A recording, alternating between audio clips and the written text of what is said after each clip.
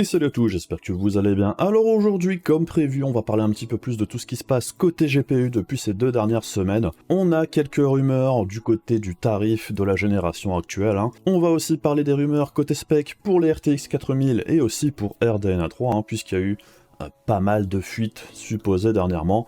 Du coup, faisons un petit tour de tout ça. Allons-y, c'est parti.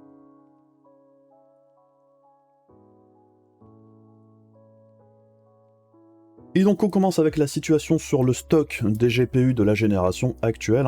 Puisqu'on en a entendu parler dernièrement, on sait par exemple qu'il y a énormément de stocks de GPU, principalement sur le haut de gamme, qui sont difficiles à écouler puisqu'il y en a eu beaucoup trop qui ont été produits. Pourquoi est-ce qu'on a produit autant de GPU haut de gamme sur la génération actuelle et beaucoup plus que d'ordinaire? C'était grâce ou à cause du minage de crypto-monnaies, ce qui permettait à Nvidia et à AMD d'écouler énormément de GPU haut de gamme, puisque tant que la rentabilité du minage de crypto était vraiment très importante, et bien ce type de carte pouvait se vendre à peu près n'importe quel prix, ça restait rentable pour les mineurs de crypto. Le problème, c'est que comme la situation a évolué assez rapidement, une fois que la rentabilité s'écroule, les mineurs de crypto n'investissent plus, et on se retrouve avec seulement les gamers, on va dire, pour acheter les GPU, et ceci tout en sachant que la nouvelle génération de GPU n'est plus très loin, les joueurs, pour la plupart, n'ont pas spécialement envie de mettre énormément d'argent sur les cartes haut de gamme de la génération actuelle, puisqu'on arrive en fin de course. Donc pour Nvidia et AMD, on se retrouve avec énormément de Navi 21 et de puces basées sur le AD102, donc les 3080 et supérieurs, et on n'a pas vraiment d'acheteurs pour les écouler. C'est un petit peu ce qui avait amené des fortes baisses de prix sur par exemple la 3090 Ti, où on a vu par exemple aux États-Unis une baisse de tarif d'environ 1000 $, ce qui est quand même assez énorme. Alors chez nous, on a aussi eu des baisses assez significatives sur certains modèles, mais c'était pas non plus absolument incroyable, et je dirais qu'on n'est pas descendu à des niveaux qui donnaient vraiment envie, par exemple, d'acheter une 3080 ou une 3080 Ti. J'ai envie de dire, on est juste revenu à des tarifs plutôt normaux, et en réalité on est juste revenu plus ou moins à des tarifs similaires à ceux qu'on avait au moment du lancement de ces cartes là. C'est juste que maintenant ça fait quasiment 2 ans que ces cartes sont là et c'est plus vraiment spécialement intéressant de les acheter à un tarif pareil. Donc ça nous ramène à la news ici. Apparemment en Chine on a 2 sites chinois qui nous rapportent qu'NVIDIA et AMD devraient encore baisser plus agressivement les tarifs des cartes dans les semaines à venir, et c'est un petit peu ce qu'on avait entendu dire depuis quelques temps également. Les plus grosses baisses de prix devraient arriver aux alentours du mois de septembre. Pourquoi? Tout simplement parce que la nouvelle génération va vraiment finir par arriver, et pour liquider les GPU les plus haut de gamme de la génération actuelle, ça va être de plus en plus compliqué. Donc là on va dire qu'ils ont essayé de les vendre le plus cher possible pendant l'été. Là il faudra peut-être mettre un petit coup d'accélérateur pour faire baisser les prix pour que le gros du stock qui reste s'écoule, puisque bien évidemment pour nos 2 fabricants de GPU et pour tous leurs partenaires, passer d'une situation où tout se vendait à peu près à n'importe quel prix à une situation où plus grand monde n'est intéressé, où il faut un petit peu casser les prix, c'est pas très agréable et personne n'a vraiment envie de baisser ses marges. Mais bon, il va falloir redescendre sur terre un de ces 4 pour les fabricants. La situation n'est clairement plus la même. En plus de ça, du côté du minage de crypto-monnaies, l'Ethereum va apparemment vraiment ce coup-ci changer de protocole, et très clairement, si on enlève l'Ethereum de l'équation minage par GPU, ça devrait faire quand même un trou assez énorme, et ça devrait être vraiment très difficile de trouver quelque chose de rentable pendant quelques temps, une fois que l'Ethereum ne sera plus là. Donc le switch de protocole devrait arriver courant septembre. Alors après, on n'est jamais à l'abri d'un délai de dernière minute, mais bon, là, ça semble vraiment prendre le chemin du switch vers le proof of stake. Et si on met tout ça bout à bout, bien évidemment, on se rend compte qu'il y a un problème pour nos fabricants de GPU. Si on enlève le minage de crypto, si les joueurs ne sont pas intéressés pour acheter les produits qui restent à l'heure actuelle au tarif actuel, il y a un moment, il faudra bien faire quelque chose. Alors après, ils sont pas vraiment obligés non plus de casser la baraque au niveau du tarif, Ils ont d'autres voies pour recycler les puces de la génération actuelle, je dirais, mais bon, malgré tout, si baisse de prix il y a, ça devrait se passer là incessamment sous peu. En plus de ça, on a aussi entendu dire il y a quelques jours qu'NVIDIA aurait relancé la production de RTX 3080 12 Go pour essayer justement de proposer une déclinaison en plus du GA102 pour liquider encore plus de cartes. Et la particularité de la 3080 12 Go justement, c'est que c'est une carte qui n'avait jamais eu de tarif officiel. Donc en réalité, Nvidia pourrait lui donner un petit peu le prix qu'ils veulent. On n'a jamais eu de vrai prix en fait pour cette carte, même si je pense pas non plus qu'ils vont la solder à 400 balles par exemple. Il y a très peu de chances que ça arrive. Et même si apparemment le gros du stock de GPU qu'il reste, le plus important à liquider, c'est sur le haut de gamme, eh bien on aurait aussi par exemple chez AMD un petit peu plus de problèmes à écouler certains modèles dans des gammes inférieures. Bon, ça on le sait déjà. C'est peut-être aussi pour ça qu'on a vu apparaître la RX 6700. Et bien apparemment aux États-Unis maintenant, la 6700 XT serait tombée à 400$ et la RX 6600 serait elle tombée elle aussi à 260$. Et en vrai, à ce tarif-là, c'est plutôt des options intéressantes. Alors, est-ce qu'on va avoir encore une baisse de prix chez nous sur ces modèles-là, par exemple? C'est pas impossible. Est-ce que la baisse sera aussi violente? On verra bien.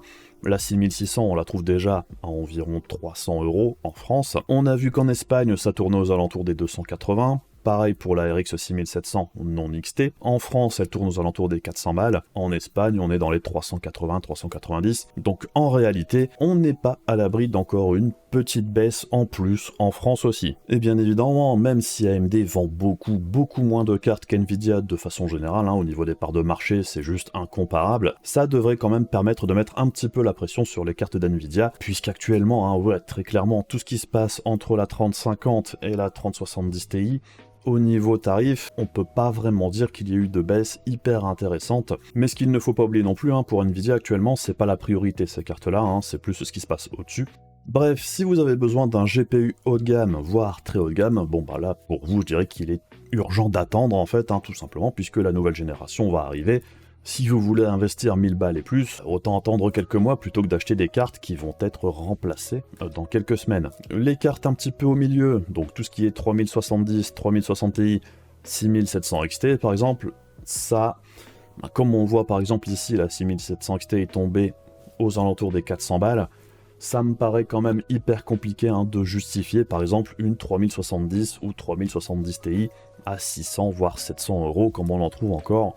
Personnellement, pour moi, c'est beaucoup trop cher. Personnellement, une 3070, j'aurais beaucoup de mal à mettre plus de 450€ à l'heure actuelle en neuf, oui en neuf, puisqu'en réalité, c'est juste ce que ça vaut. C'est une carte qui a pas loin de 2 ans, elle n'a que 8 Go de RAM, les remplaçantes vont arriver en début d'année prochaine, ça ne vaut plus 600-650€ à l'heure actuelle. Et pour rappel, la 3070, le tarif officiel à sa sortie, c'était 500€. Du coup, c'est un petit peu compliqué de mettre aussi cher là, maintenant, 2 ans plus tard. Et pour ce qui est RX 6600 ou RTX 2060, comme on l'a vu dernièrement, les tarifs sont plutôt intéressants. Là, j'ai pas vraiment de souci à vous dire, pourquoi pas. En réalité, ce type de carte-là ne va pas être remplacé avant un bon moment. Donc, si vous voulez trouver un tarif intéressant à l'heure actuelle, why not? Ça concerne principalement le neuf, mais n'oubliez pas non plus que si on passe au Proof of Stake au mois de septembre, on va se retrouver avec beaucoup de GPU sur le marché de l'occasion, et ça aura forcément un impact aussi sur les tarifs du neuf. Puisque nos fabricants de GPU ne sont pas complètement tarés, ils savent très bien qu'au moment où l'Ethereum disparaîtra de l'équation côté GPU, eh bien on va se retrouver avec un raz-de-marée de GPU sur le marché de l'occasion, et s'ils veulent continuer à vendre des cartes neuves, il faudra bien faire quelque chose. Et je sais que très souvent, quand je parle de l'occasion, on me dit toujours, il n'y a rien de vraiment intéressant. N'oubliez pas non plus que si vous cherchez une carte intéressante sur le marché de l'occasion, il faut guetter régulièrement. Les cartes qui restent en vente très longtemps, généralement, c'est parce qu'elles sont pas intéressantes. Les meilleurs deals partent très rapidement, tout simplement. Donc bref, soyez vigilants. Au niveau tarifaire. Si ça va bouger, ça va être incessamment sous peu, et on en reparlera de toute façon. Sinon, au niveau des rumeurs, sur les specs des RTX 4000, alors c'est la foire à la saucisse totale. J'ai envie de dire, le Cockpit 7 Kimi, il est bien gentil, mais là j'avoue que il nous balance des specs à longueur de temps, ça change du jour au lendemain. Bon, on va prendre tout ça avec une grosse pincée de sel, Mais bon, la dernière rumeur, et j'ai envie de dire, ça rejoint un petit peu ce que je dis depuis un bon moment, la consommation de la RTX 4080 et de la 4070, en réalité, ça devrait pas être aussi catastrophique que ça. Puisqu'ici, selon lui, la 4080 pourrait consommer seulement, entre guillemets, 320 watts, et la 4070 environ 285 watts. La 4080, comme je l'ai toujours dit quasiment, il y a très peu de chances que ça consomme plus de 400 watts au total sur les cartes les plus haut de gamme, et la 4080 par exemple ici 320 watts, c'est la même chose que la 3080 Founders Edition, et il ne serait pas impossible non plus que les partenaires permettent d'avoir un wattage plus élevé pour avoir plus de performance, C'était déjà le cas avec les customs sur les 3080, les 3080 Ti et tout ça c'était pareil, hein, on avait aussi eu des BIOS qui permettaient d'aller jusque 500 watts. Donc que la 4090 consomme par exemple 450 watts, ça je serais pas vraiment surpris, puisqu'il y a toutes les chances que ce soit le cas, on va dire que la voie a été ouverte avec la 3090 Ti. Et en ce qui concerne la 4070, 285 watts, alors c'est plus élevé que la 3070, mais on est quelque part entre la 3070 et la 3070 Ti. Personnellement, hein, c'est ce que je dis depuis un bon moment, je m'attends à ce qu'on soit dans ces eaux-là. Dans l'ensemble, hein, les RTX 4000, si on a une augmentation de la conso, en général, ce serait entre 25-50 watts grand maximum sur toute la gamme, je dirais, mais c'est pas dit que ce soit le cas. Il n'y a vraiment que la 4090 qui pourrait avoir une consommation que j'appellerais excessive, hein, puisque 450 watts, c'est quand même excessif. Puisque bon, hein, je sais pas, à chaque fois que je vois certains commentaires, j'ai l'impression que certains pensent que même une 4060, ça va consommer 800 watts. Faut se calmer, hein, la 4060, quand elle sera là, à mon avis, ça consommera moins de 200 watts, comme d'habitude. Enfin, je veux dire, Nvidia et AMD sont pas complètement dingues non plus, hein. Ils se doutent bien que des cartes qui consomment autant, ça va pas le faire pour la plupart des utilisateurs, surtout dans le marché actuel, et au tarif de l'énergie qui continue d'augmenter, personne n'a envie d'avoir de cartes qui consomment vraiment autant. Bref, on passe maintenant du côté des rumeurs sur RDNA 3, et là on a été quand même plutôt servi dernièrement, puisqu'on a eu une fuite, hein, supposée, donc on va appeler ça des rumeurs, mais ça vient de chez Angstronomics, qui avait déjà eu des fuites sur d'autres produits, hein, dernièrement, qui étaient relativement corrects. Donc, de ce qui ressort jusqu'ici, hein, de la vie générale, le leak que l'on a eu ici semble plutôt plausible, donc on verra bien. Et au niveau des specs, dans l'ensemble, c'est plutôt intéressant, hein, puisque oui, on aurait bien des puces en multi-chip, par contre, ce ne serait pas du multi-chip comme on pouvait le penser il y a encore quelques temps, où on pensait qu'on aurait deux puces collées ensemble d'une façon ou d'une autre, un petit peu à l'instar de ce qui se passe par exemple avec les processeurs chez AMD. On avait entendu dire par exemple qu'on avait une puce maître, une puce esclave qui pilotait un petit peu l'autre derrière, enfin, on avait entendu plein de trucs.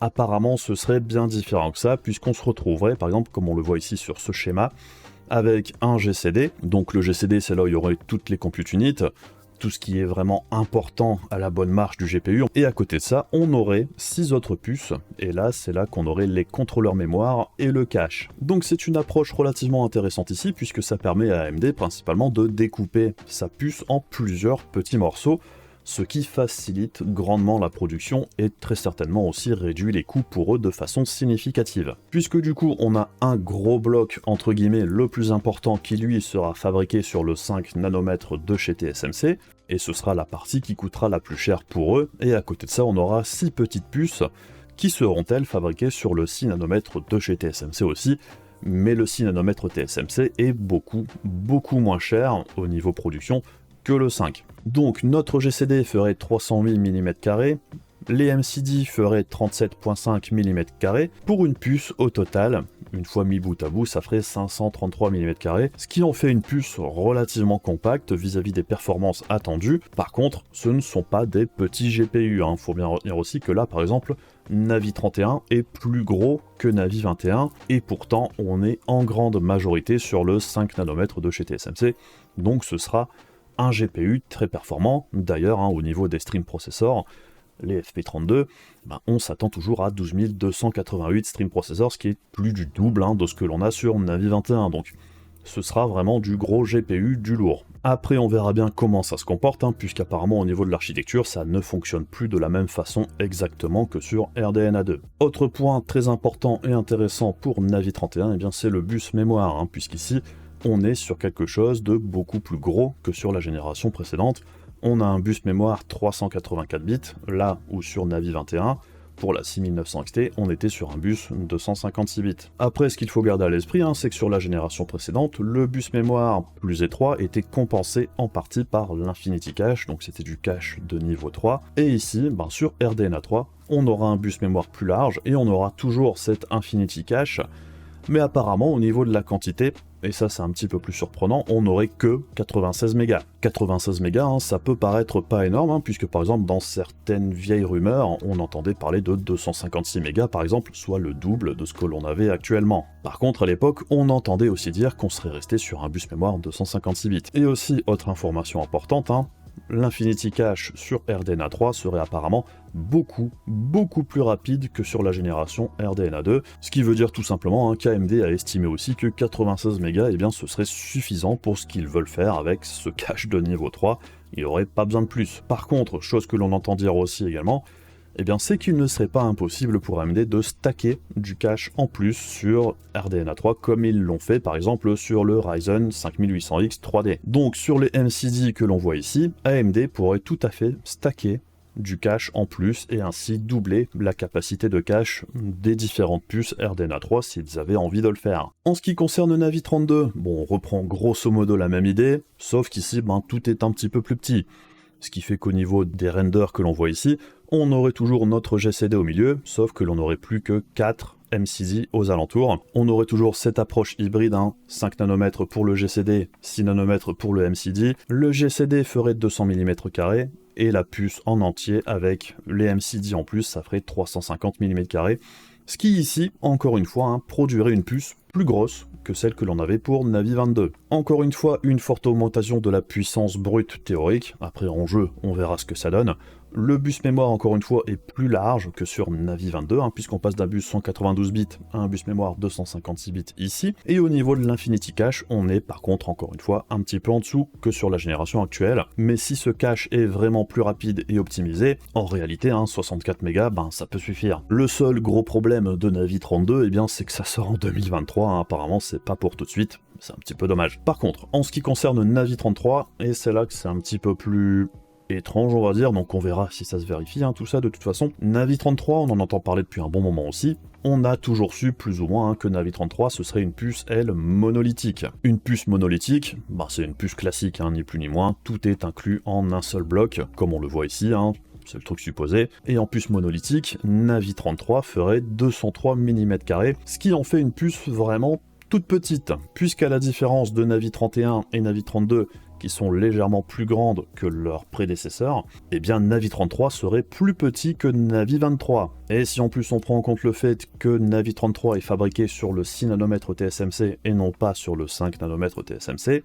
eh bien réussir à produire un GPU plus petit que Navi 23 avec le double de FP32, alors même si la façon de compter, la façon de faire a changé par rapport à RDNA 2, ça paraît quand même d'être un sacré tour de force si ça se vérifie. Personnellement, je reste assez sceptique, surtout vis-à-vis de la taille de la puce. 203 mm², ça fait vraiment tout petit. Par exemple, Navi 23, qui est déjà une toute petite puce, sur le 7 nanomètres TSMC, elle fait 240 mm² environ, donc ici on a quelque chose de bien plus petit. Donc bon, on verra bien si ça se vérifie ou pas, mais je dirais que dans ce leak, de tout ce qui ressort, de tout ce que j'ai aussi entendu à droite à gauche, c'est peut-être la seule puce ici qui paraît un petit peu étrange, on va dire. Donc dans l'ensemble, RDNA 3, ça paraît quand même être une architecture hyper intéressante, puisque c'est quelque chose de vraiment différent de tout ce que l'on a connu jusqu'ici. Et clairement, pour AMD, c'est aussi une histoire de coût.